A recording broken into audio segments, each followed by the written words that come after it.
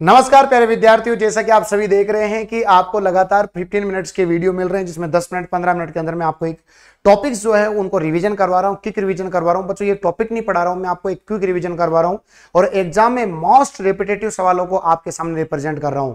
आप खुद देख रहे हैं कि मानव रोग की जो 15 मिनट की वीडियो थी, 10 मिनट की वीडियो थी, उससे आपके जो पटवारी के सवाल आए थे, वो पटवारी के सवाल उसी वीडियो से ही आपको जो है देखने को मिले थे। पटवारी के जो प्रश्न थे, जैसे कि आपके मानव रोग का सवाल आया था, टाइफाइड वाला सवाल, उसमें विडाल परीक्षण था, वो आपके उसी 15 मिनट की वीडियो से आया था। इसलिए वीडियो आप सभी के लिए बहुत लाभप्रद है। और आज का टॉपिक हमारा रहने वाला है आनुवांशिकी से संबंधित महत्वपूर्ण शब्दावली। बहुत कम समय के अंदर मैं आपकी इस वीडियो को कंप्लीट करवाऊंगा, तो बिल्कुल आप बिल्कुल ध्यान से एक एक शब्द को गौर से सुनिएगा, मजा आने वाला है आप सभी विद्यार्थियों को। देखो, सबसे पहले अपन बात करेंगे आनुवांशिकी। आनुवांशिकी क्या होती है? तो आनुवांशिकी का मतलब होता है विज्ञान की वह शाखा जिसमें वंशागति और विविधता का अध्ययन किया जाता है। वंशागति मतलब लक्षणों का पीढ़ी दर पीढ़ी जाना, और विविधता मतलब जैसे कि एक ही माता पिता की दो संतानें अलग अलग होती है। और विविधता का मेन कारण है हमारे अंदर सेक्सुअल रिप्रोडक्शन, अर्थात हमारे अंदर होने वाला लैंगिक जनन। उसके बाद आप सभी को पता है कि ग्रेगर जॉन मेंडल जो है वो ऑस्ट्रिया के थे। एक बार प्रश्न भी पेपर में आ चुका है कि ग्रेगर जॉन मेंडल कहां के थे, तो आप बताएंगे कहां के थे, बताओ। ऑस्ट्रिया के थे, और इन्हें कहते हैं आनुवांशिकी के पिता। प्रश्न आ जाएगी आधुनिक आनुवांशिकी के पिता कौन है, तो आपको बेटसन बताना है। याद रखिएगा, वेरी वेरी इंपॉर्टेंट है, बेटसन के बारे में आपको याद रखना है। और साथ ही साथ आपको क्या ध्यान रखना है, इन्होंने ही बच्चों आनुवांशिकी शब्द दिया था, तो आनुवांशिकी शब्द देने वाले वैज्ञानिक का नाम भी क्या था? बेटसन था। फिर प्रश्न आता है कि प्रायोगिक आनुवांशिकी के जनक कौन है, तो आपको बताना है प्रायोगिक आनुवांशिकी के जनक कौन है, बताओ। टीएच मॉर्गन है। और आनुवांशिकता की इकाई, आनुवांशिकता की सबसे छोटी इकाई किसे कहते हैं, बताओ। जीन को कहते हैं। और जीन शब्द देने वाले वैज्ञानिक का नाम क्या था? जोहानसन था। ये आपको याद रखना बच्चों, बहुत मेहनत की है मैंने इस कंटेंट को बनाने के लिए, अपने हाथों से सारा कंटेंट लिखा है। अगर आपको मेरी मेहनत पसंद आ रही तो एक प्यारा सा कमेंट जरूर करना, और आगे आप कौन से टॉपिक का वीडियो चाहते हैं ये भी मुझे कमेंट बॉक्स में बताना। और मेरी मेहनत पसंद आ रही तो दूसरे विद्यार्थियों तक भी इस वीडियो को शेयर जरूर कर दीजिएगा, ताकि ये वीडियो महज 2-3 दिनों के अंदर ही बहुत ज्यादा विद्यार्थियों तक ये पहुंच पाए।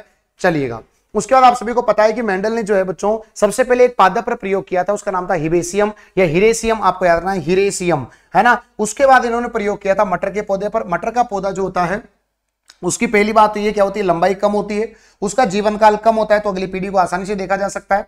मटर का पौधा द्विलिंगी होता है, अर्थात उसमें नर जननांग और मादा जननांग उसी के अंदर होता है। आपको सभी को पता होगा कि मादा जननांग के 3 भाग होते हैं, वर्तिकाग्र, वृत्तिका, और फिर आता है अंडाशय।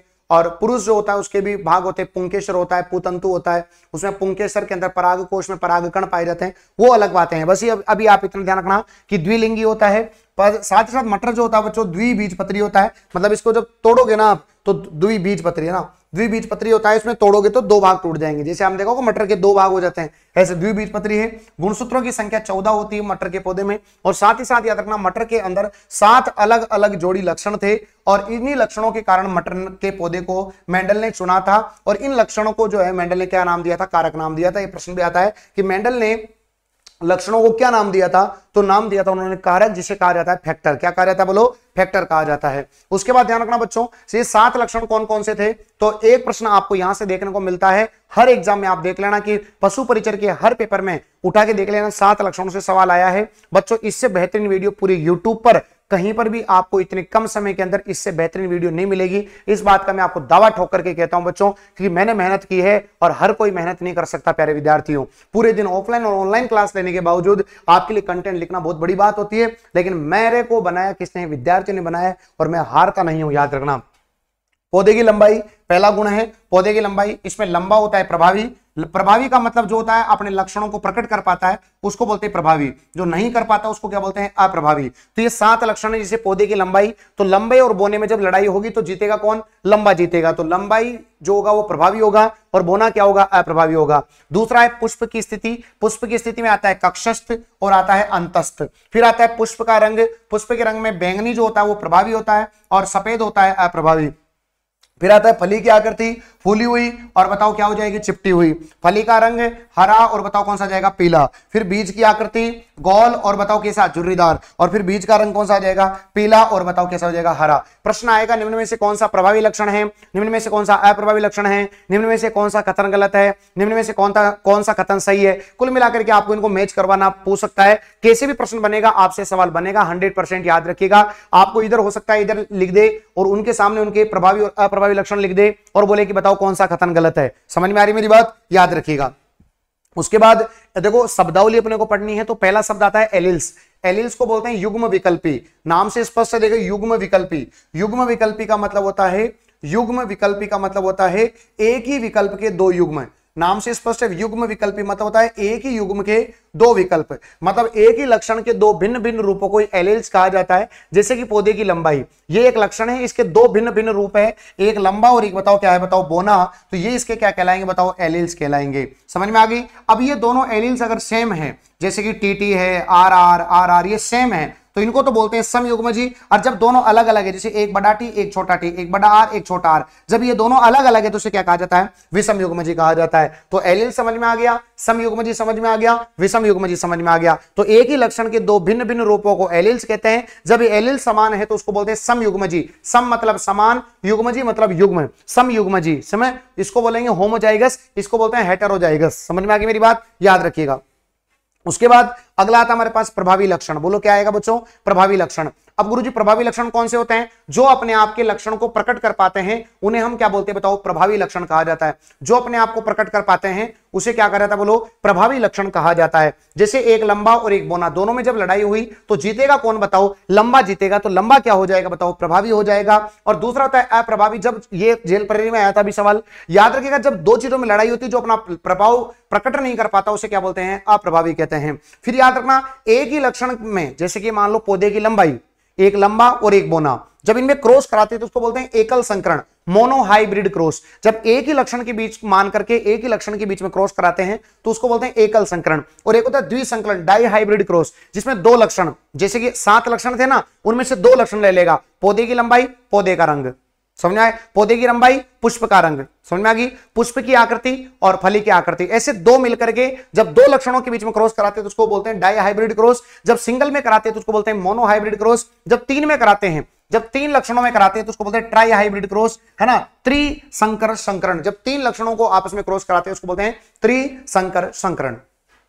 उसके बाद एक होता है फेनोटाइप, एक होता है जीनोटाइप। जब भी आप बाहरी लक्षण देखते हैं, किसी को देख करके अरे गोरा दिख रहा है, इसके बढ़िया बाल है, इसके बढ़िया कान है, इसकी बढ़िया दाढ़ी मूंछ आ रही है, बढ़िया नाक है, तो ये क्या कहलाता है, फेनोटाइप। फ से फेनोटाइप और फ से फिजिकली। जब आप फिजिकली किसी चीज को देखते हैं तो उसे क्या कहा जाता है, फेनोटाइप कहा जाता है। जब आप उसको आंतरिक रूप से देखते हो, जैसे आंतरिक रूप से देखते, यार ये तो शराब नहीं पीता, इसको तो दया आती है, ये तो बहुत अच्छा इंसान है, ये तो काइंड हार्टेड पर्सन है, मतलब समझना आप अंदर की बात करेगा तो क्या कहलाता है, बताओ जीनोटाइप कहलाता है। तो आंतरिक लक्षणों को जीनोटाइप कहते हैं और बाहरी लक्षणों को क्या कहा जाता है, फिनोटाइप कहा जाता है। फिर याद रखना बच्चों, आपसे प्रश्न पूछा जाता है कि क्या क्या होता है, तो ध्यान से सुनना मेरी बात को, मैं क्या कहना चाह रहा हूं। तो याद रखिएगा, F1 PD का क्रॉस, अगर मान के चलो F1 PD का क्रॉस, F1 PD का क्रॉस प्रभावी या अप्रभावी से करवाया जाता है तो इसको कहा जाता है बैक क्रॉस। ध्यान से सुनना मेरी बात को, यह सवाल आ चुका है पशु परिचय के अंदर, है ना, टेस्ट क्रॉस पूछा था वहां पर। तो याद रखिएगा, जब F1 PD का क्रॉस प्रभावी या अप्रभावी दोनों में से किसी एक से करवाते हैं तो उसको बोलते हैं बैक क्रॉस। जब F1 PD का क्रॉस प्रभावी से करवाते हैं तो उसको बोलते हैं आउट क्रॉस। और जब F1 PD का क्रॉस अप्रभावी से कराते हैं तो उसको क्या बोलते हैं, टेस्ट क्रॉस। ऐसे देखो समझो, आप सभी को पता है कि ये भी लंबा ये भी लंबा, लंबे वाले को क्या बोलेंगे, प्रभावी, ये भी बोना ये भी बोना, तो ये क्या कहलाएगा, अप्रभावी। जब इनको क्रॉस कराया जाता है तो एक टी इधर से आता है, छोटा वाला टी इधर से आता है, इधर बड़ा वाला टी इधर छोटा वाला टी, तो ये जो आई इसको बोलते हैं F1 PD। F1 PD मतलब जब पहली बार क्रॉस कराने पर जो पीडी आती है उसको बोलते हैं F1 PD। तो एक टी इधर से आया, एक टी इधर से आया, तो एक बड़ा टी और एक छोटा टी, ये बताओ कौन सी पीडी हो गई, F1 PD। अब इस F1 PD का क्रॉस या तो आप प्रभावी से कराओ या फिर आप अप्रभावी से कराओ, इसको बोलते हैं बैक क्रॉस। मतलब ये मैं कहना चाह रहा हूं कि जैसे ये F1 PD है तो इसका क्रॉस या तो प्रभावी से करवा दो, या तो प्रभावी से करा दो, या इस F1 PD का क्रॉस बताओ किससे करा दो, बताओ अप्रभावी से करा दो, तो इसे कहा जाता है बैक क्रॉस। क्या कहा जाता है, इसे बैक क्रॉस कहा जाता है। मुझे विश्वास है कि आपको समझ में आ रहा होगा, बैक क्रॉस कहा जाता है। लेकिन अगर इस F1 PD का क्रॉस, ध्यान से समझना, अगर इस F1 PD का क्रॉस आपने प्रभावी से करवा दिया, प्रभावी से करवा दिया, तो आपको यह कहलाएगा आउट क्रॉस। क्या कहलाएगा बच्चों, आउट क्रॉस कहलाएगा। लेकिन अगर इस F1 PD का क्रॉस आपने अप्रभावी से करवा दिया तो इसे क्या कहा जाता है, बताओ टेस्ट क्रॉस कहा जाएगा। याद रखिएगा सभी प्यारे विद्यार्थी, बहुत ही महत्वपूर्ण प्रश्न आपके सामने बता रहा हूं मैं। तो ये टेस्ट क्रॉस वाला सवाल आपके पशु परिचय में पूछा गया था, याद रखिएगा, ये बताओ क्या है, वेरी वेरी इंपॉर्टेंट है। तो प्रश्न आ जाए बैक क्रॉस क्या है, तो याद रखना यहां पर प्रभावी और अप्रभावी का पता करने के लिए ही टेस्ट क्रॉस काम में लिया जाता है, बैक क्रॉस काम में लिया जाता है। तो जब किसी से भी कराओगे तो ये कहलाएगा बैक क्रॉस, लेकिन अगर प्रभावी से कराओगे तो ये कहलाएगा आउट क्रॉस, और अप्रभावी से कराओगे तो इसे कहते हैं टेस्ट क्रॉस। मुझे विश्वास है कि आपको तीनों परिभाषाएं अच्छे से समझ में आ गई होगी। उसके बाद अपना अगला आता है सहप्रभाविकता। बच्चों अगर आपको मेरी मेहनत पसंद आ रही है, मेरा डेडिकेशन आपको पसंद आ रही है, बच्चों आपको मैं बता दूं, जब मैं आपके लिए 15 मिनट का वीडियो बनाता हूं ना, आपने बहुत प्यार दिया है। देखो 15 मिनट वाले वीडियोस को बहुत प्यार दिया है, ये मैं दिल से कह सकता हूं, क्योंकि इन 15 मिनट के जो वीडियोस थे ना बच्चों, इनमें आपने एक भी वीडियो को 50,000 से कम व्यूज नहीं आए हैं। सारे वीडियोस को आपने 50,000 प्लस व्यूज दिए हैं,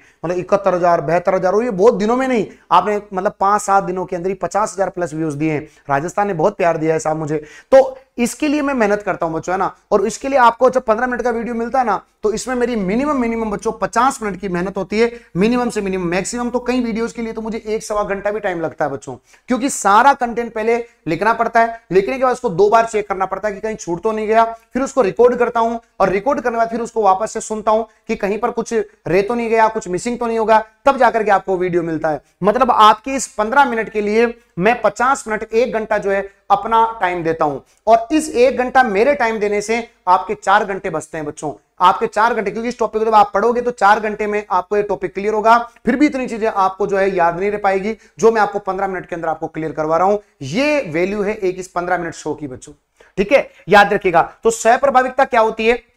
जब 2 लक्षण, मेंडल ने यह कहा था कि हमेशा जब क्रॉस कराते हो 2 चीजों में तो एक का प्रभाव प्रकट होता है, दूसरे का प्रभाव प्रकट नहीं होता, ये मेंडल ने कहा था, लेकिन ये उसका अपवाद है। मेंडल के प्रभाविकता के नियम का ये क्या है बताओ? अपवाद है ये दोनों। ये क्या कहते हैं? जैसे सह प्रभाविकता, कोडोमिनेंस, मतलब दोनों ही अपना प्रभाव प्रकट कर लेते हैं। जो साथ प्रभाव, जो कि मेंडल ने कहा था कि जैसे एक लंबे और एक बोने में क्रॉस कराओगे तो या तो वो लंबा आएगा या फिर वो बोना आएगा, दोनों में से एक आएगा। लेकिन यहां पर अगर आप हमारे ब्लड ग्रुप को देखोगे ए और बी को, तो यहां पर ए भी अपना प्रभाव प्रकट करता है, बी भी अपना प्रभाव प्रकट करता है, दोनों ही अपना प्रभाव प्रकट करते हैं। जबकि मेंडल ने तो कहा था कि हमेशा एक ही प्रभाव प्रकट करेगा, उसको बोलते हैं प्रभाविकता का नियम। तो इस प्रभाविकता के नियम का अपवाद बताओ कौन है? बताओ आपका सह प्रभाविकता है। और सह प्रभाविकता का एग्जाम्पल कौन है? तो ब्लड ग्रुप ए बी है। इसको आप गांठ बांध लेना, पेपर के दिन में याद आऊंगा आपको, पटवारी वालों को भी याद आया था, आपको भी याद आऊंगा, आगामी सभी एग्जाम वालों को याद आऊंगा। इसलिए कह रहा हूं भाई साहब मेहनत करना स्टार्ट कर दो बच्चों। इस 15 मिनट के वीडियो को बिल्कुल अच्छे से 2-3-4 बार देख लिया करो। सारी बातें आपको जिस दिन पेपर होगा बताऊंगा इस 15 मिनट की क्या वैल्यू है बच्चों। उसके बाद अपूर्ण प्रभाविकता, मेंडल ने कहा कि 2 चीजों में जब लड़ाई होगी तो एक का प्रभाव प्रकट होगा वो तो प्रभावी, और जिसका नहीं होगा वो अप्रभावी। लेकिन अपूर्ण प्रभाविकता का मतलब है जिसमें दोनों का ही प्रभाव प्रकट नहीं होता, इनकम्प्लीट डोमिनेंस, मतलब दोनों का ही प्रभाव प्रकट नहीं होता, उसे क्या बोलते हैं? अपूर्ण प्रभाविकता। जैसे इसका एग्जांपल आपको याद रखना है, स्वान पुष्प या स्नैपड्रैगन, इसके अंदर दोनों का ही प्रभाव प्रकट नहीं हुआ था। याद रखिएगा सभी विद्यार्थी। अब कैसे होता है, क्यों होता है, ये अपने सिलेबस में नहीं है, हमको केवल शब्दावली पढ़नी है। प्रश्न आ जाएगा बताओ अपूर्ण प्रभाविकता क्या होती है? जब दोनों ही अपना प्रभाव प्रकट नहीं करते। एग्जाम्पल क्या याद रखना है? स्नैपड्रैगन, या इसे कहा जाता है स्वान पुष्प। अगला आता है लिंकेज। सहलग्नता को बोलते हैं लिंकेज बच्चों। और लिंकेज का मतलब क्या होता है? लिंक होकर के जाना। जैसे ये गुणसूत्र है प्यारे बच्चे, इस गुणसूत्र पर 2 जीन हैं, इस गुणसूत्र पर ये 2 जीन हैं, और ये दोनों जीन अगली पीढ़ी में एक साथ जो है ट्रांसफर होती है, उसे बोलते हैं लिंकेज। लिंक एज मतलब लिंक होकर के जाती है। सहलग्नता मतलब साथ लग करके जाती है। तो एक ही गुणसूत्र पर उपस्थित 2 जीन अगली पीढ़ी में एक साथ उनकी वंशागति होती है, उसे ही क्या कहा जाता है? सहलग्नता कहा जाता है। और इस सहलग्नता के बारे में किसने बताया था? टी.एच. मॉर्गन ने बताया था। और इसका एग्जाम्पल कौन है? तो आपको याद रखना, ड्रोसोफिला मक्खी। क्या बताओगे? ड्रोसोफिला मक्खी। टी.एच. मॉर्गन ने देखा था कि ड्रोसोफिला जो मक्खी थी वो जब आ रही थी, उसकी आंखों का कलर चेंज होते ही उसका पेट दर्द होकर के वो ड्रोसोफिला मक्खी मर रही थी। तो उसने बात बताई थी कि उसकी आंखों का कलर और पेट का दर्द, इन दोनों के जीन एक साथ अगली पीढ़ी में जाते हैं, इसी को बोलते हैं सहलग्नता। और ये कौन सी नियम का अपवाद है? तो मेंडल का तीसरा नियम है, जिसका नाम क्या है? स्वतंत्र अपव्यूहन का नियम। 3 नियम दिए थे मेंडल ने। पहला था प्रभाविकता का नियम, दूसरा था पृथक्करण का नियम, और तीसरा था स्वतंत्र अपव्यूहन का नियम। पहले नियम के 2 अपवाद हैं, सह प्रभाविकता, अपूर्ण प्रभाविकता। तीसरे नियम का अपवाद है सहलग्नता, जिसके बारे में बताया था टी.एच. मॉर्गन ने। दूसरे नियम का कोई भी अपवाद नहीं है, पृथक्करण के नियम का कोई भी अपवाद नहीं है। तो याद रखिएगा, सबसे पहला नियम आता है प्रभाविकता का नियम, जिसके 2 अपवाद थे। 2 चीजों में लड़ाई होती है, एक चीज जीतेगी, एक चीज बताओ क्या करेगी? हारेगी। दूसरा नियम है पृथक्करण का नियम। एक बात बताओ, आप अपना क्या प्रकट करना चाहते हो? प्रभाव प्रकट करना चाहते हो। प्रभाव प्रकट करने के लिए आपको नौकरी की तैयारी करनी पड़ेगी और नौकरी की तैयारी के लिए आपको घर वालों से क्या रहना पड़ेगा बताओ, पृथक रहना पड़ेगा, अलग रहना पड़ेगा। और जब घर वालों से अलग रहोगे तो आप कैसे पड़ जाओगे बताओ, अकेले पड़ जाओगे, एकल संकरण का नियम कहते हैं। लेकिन फिर आप उदयपुर में आओगे तो क्या हो जाओगे बताओ, स्वतंत्र हो जाओगे। 2-5 महीने रहने के बाद तुम एकदम बिल्कुल स्वतंत्र हो जाओगे। फिर एक से कैसे हो जाओगे बताओ, डबल हो जाओगे। इसलिए इसको क्या बोलते हैं, द्विसंकरण का नियम कहा जाता है। तो याद रखना, पहला है प्रभाविकता का नियम, दूसरा है पृथक्करण का नियम जिसे बोलते हैं एकल संकरण का नियम, और तीसरा नियम है स्वतंत्र अपव्ययन का नियम जिसे बोलते हैं द्विसंकरण का नियम। इसके भी 2 अपवाद हैं, इसका एक अपवाद है लेकिन इसका कोई भी अपवाद नहीं है। पृथक्करण के नियम का कोई अपवाद नहीं है। इसके फिनोटाइप और जीनोटाइप भी पूछे जाते हैं। तो इसका फिनोटाइप याद रखना 3:1 होता है, इसका जीनोटाइप होता है 1-2-1 1-2-1 1-2-1। उसके बाद इसका फिनोटाइप ऐसे निकालना है, इससे ये देखो कैसे निकालना है। तो ऐसे करना है, पीछे लिखना है 3:1। पहले वाला फिनोटाइप लिख दो 3:1। अब इसको गुणा करो, 1 को 3 से गुणा किया तो 3 और 3 को 3 से गुणा किया तो 9 आ जाएगा। बस 9 3 3 1। तो बताओ इससे ये निकाल लोगे ना आराम से, कुछ नहीं करना, केवल क्या करना बताओ, गुणा करना है। तो 1 को 3 से गुणा किया तो बताओ कितना आया, 3 आया, और 3 को फिर 3 से गुणा किया तो कितना आया बताओ, 9 आया। तो 9 3 3 1।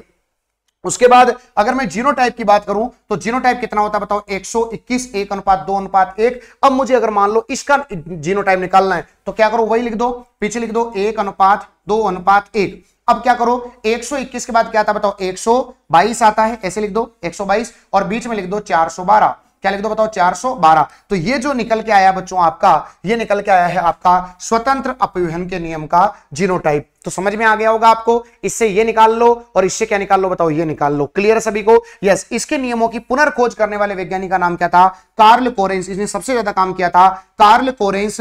दूसरा वैज्ञानिक था ह्यूगो डीब्रिज, हॉलैंड का था ये। और तीसरा था बच्चों ऑस्ट्रिया का सेरमैक, है ना। तो याद रखना, ये जर्मनी का था, ये हॉलैंड का था, और ये आप सभी के सामने ऑस्ट्रिया का था। तो एक तो का नाम क्या था, कार्ल कोरेंस, एक का नाम ह्यूगो डीब्रिज और एक का नाम क्या था, वॉन सेरमैक। इन्होंने मेंडल के नियमों की पुनर्खोज की थी। तो बच्चों ये आपका एक छोटा सा टॉपिक था, आनुवांशिकी से संबंधित महत्वपूर्ण शब्दावली। ये कोई मैं आपको टॉपिक नहीं पढ़ा रहा हूं, कोई बच्चा कमेंट नहीं करे कि 15 मिनट में आनुवांशिकी पूरा नहीं हो सकता, ऐसे नेगेटिव कमेंट नहीं करें। आपको पता है कि भाई देखो, ये 15 मिनट शो का मतलब होता है आपको रैपिड फायर रिवीजन करवाना और उन सभी सवालों से अवगत करवाना जो मोस्ट रिपीटेटिव सवाल होते हैं। 15 मिनट के अंदर टॉपिक पूरा नहीं होता, लेकिन वो सारे सवाल मैं आपको बता चुका हूं जो अब तक पेपर के अंदर पूछे गए हैं। तो आप खुद को पता है कि प्रीवियस ईयर के पेपर ही रिपीट होते हैं, इसलिए 15 मिनट की वीडियो मेरी बहुत मेहनत लगती है। अगर आपको अच्छा लगा तो एक प्यारा सा कमेंट जरूर करना, और किस वीडियो का आप 15 मिनट में शो चाहते हैं जरूर कमेंट बॉक्स में बताना। Thank you. जय हिंद, जय भारत।